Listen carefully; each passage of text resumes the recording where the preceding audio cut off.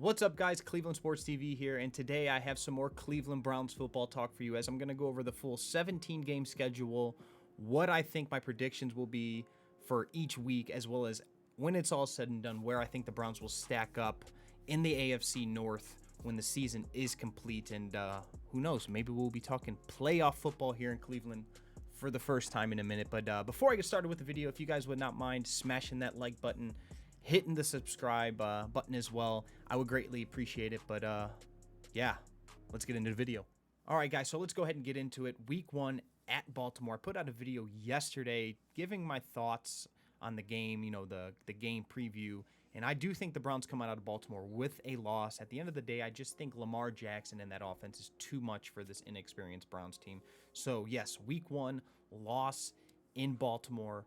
But don't worry, because I do think they rebound in week 2 on the short week against the Bengals, you know, Joe Burrow and the Bengals. So I do think they rebound there. So I think they end up at, 1-1 through week 2.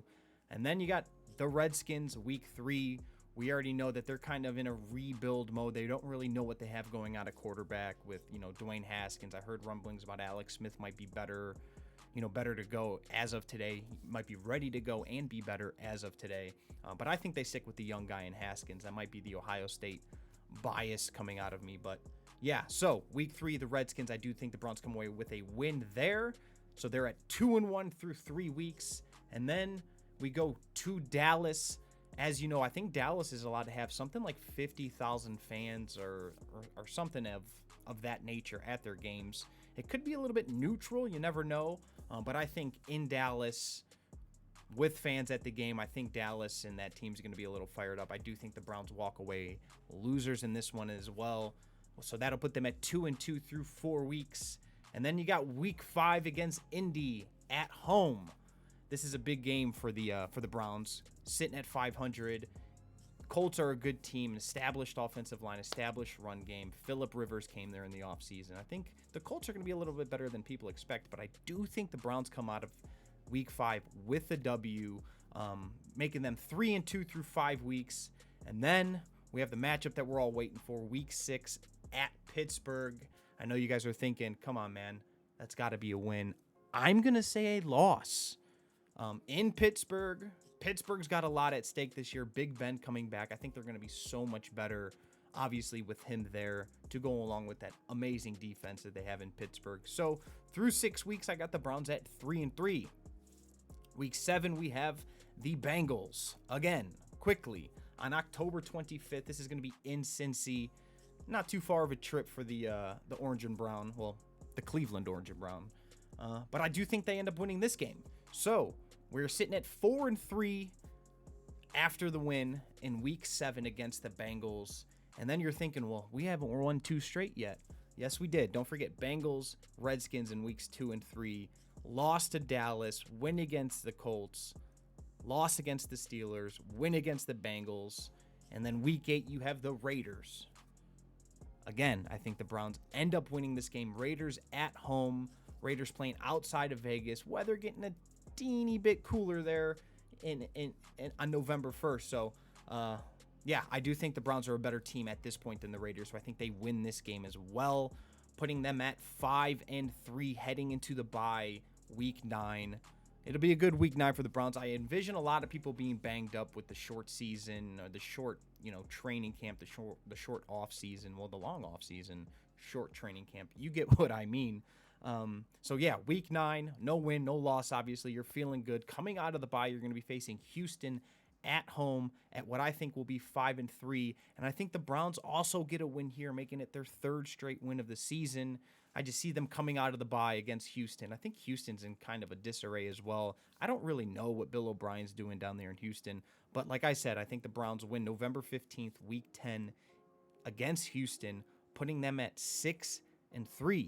6-3, yes. Week 11 against the Eagles at home. This is going to be a loss. I think the Eagles are one of the better teams in the NFC. Quite frankly, a lot of people aren't talking about them. If Carson Wentz comes back and he's healthy, we already know what that team's capable of. So we're going to say 6-4. So you're feeling good. You're 6-4 heading into Jacksonville, week 12. I do think the Browns come away with a win there. I just think Jacksonville's kind of hit the reset button And I think come week 12, I think that reset button will actually stop working. I do think it's going to be a long season for Jacksonville. So the Browns come out of Jacksonville with a win, pushing them to 7-4. Week 13 at Tennessee. I just think Tennessee, one of the best teams in the AFC. I still don't think they're getting enough credit for how good they really are. Obviously, they got Clowney too. At the end of the day, I think they'll be too much for the Browns, the inexperienced Browns, and I think the Tennessee Titans do win the game. So, Browns currently sitting at 7-5. 7-5. You have a 4-week stretch coming up. Ravens, Giants, Jets, Steelers. In my mind, you have to go 2-2 down this stretch to make the playoffs. But I think they go 3-1, and here's how. I think they end up losing Monday night against the Ravens. If Cleveland could stack the stands, pack the Muni lot, bring the energy downtown, I think the Browns would end up winning this Monday night matchup. But because of COVID and because that won't be the case, I do think the Ravens walk away winners on the Monday night game, pushing the Browns to 7-6. 7-6. So now you're getting worried. But I do think they win out from here on out. I think they win both their games in New York, week 15, week 16. I just see the Browns having too much to play for. I see them being more gelled in the new offense. I see the team just absolutely executing the offensive playbook to a T. I see the zone run working. I just see gelling starting to happen right around that week 12, 13 mark when they're facing the Jags and Titans. And I think they finish a season 3 straight wins against the Giants, Jets, and of course against the Steelers of week 17. What a better way than to finish the season with a win against Pittsburgh at home, knowing you'll be playing playoff football, because that's what I think is going to happen. I think at the end of the day, the Browns will be 10-6 in the playoffs, playing playoff football for the first time in a long while. I want to talk about, however, what I think the standings will be in the AFC North when it's all said and done. I do think the Baltimore Ravens finish on top with a 12-4 record. I think the Browns finish in second place at 10-6.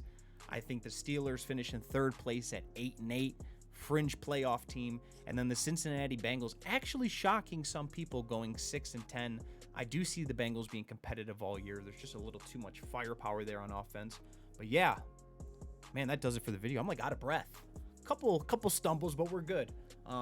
Appreciate you guys for watching the video. Let me know what your comments, your thoughts are. You can dog me, whatever it may be. But like I said, Browns 10-6, playing first playoff football in a long, long while. Let's cross our fingers and hope. Thank you guys for watching. Hit that like button. Don't forget to subscribe. And go Dogs. Peace.